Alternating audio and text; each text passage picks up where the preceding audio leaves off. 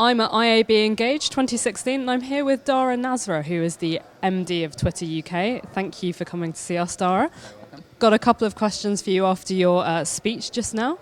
You mentioned you sort of went a little bit into ad blocking and obviously its impact on digital advertising, and you mentioned that it might be a stick for advertisers to beat the digital market with. What exactly did you mean by that? It's more actually a stick for ourselves to beat ourselves with rather than anyone else. All I really meant was, obviously we have a job to do with ad blocking. We need to make ads impactful, we need to make sites load faster, etc., etc.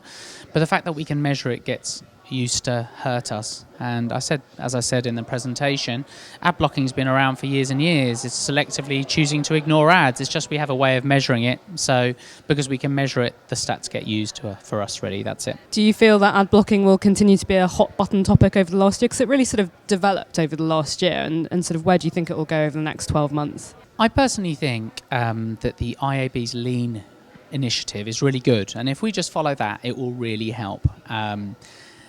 And my point in that presentation is digital is wonderful and we should focus on the fun, the amazing, impactful executions that advertisers can do and can work with media owners on with brand new technology.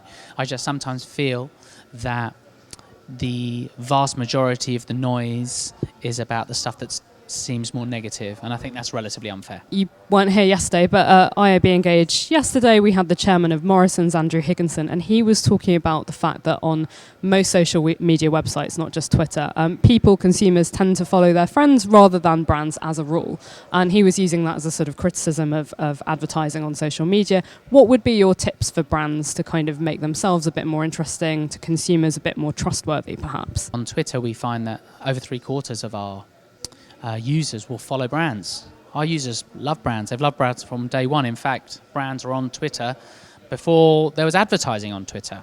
So I actually think that advertisers can do great stuff on Twitter, talking to users or their audience, we should say. So I quoted some stats that if your audience or your target customers tweet at you, if you reply, that will increase your chances of selling to them by 20%. They're 30% more likely to recommend you, or 44% more likely to share. There's a lot of things you can do. And, you know, stuff that we've said in the past is be real, and talk as you normally would. And I think that Morrison's actually, and others that have had amazing associations with TV programs and stuff in the past, should really leverage those on social, because people love those programs and people love talking about them. So be a bit more human, use the assets you've got, basically. Great stuff. Thank you very much, Dara. Is there actually going to be specialist digital agencies in the future? Aren't all agencies going to do digital? Well, I think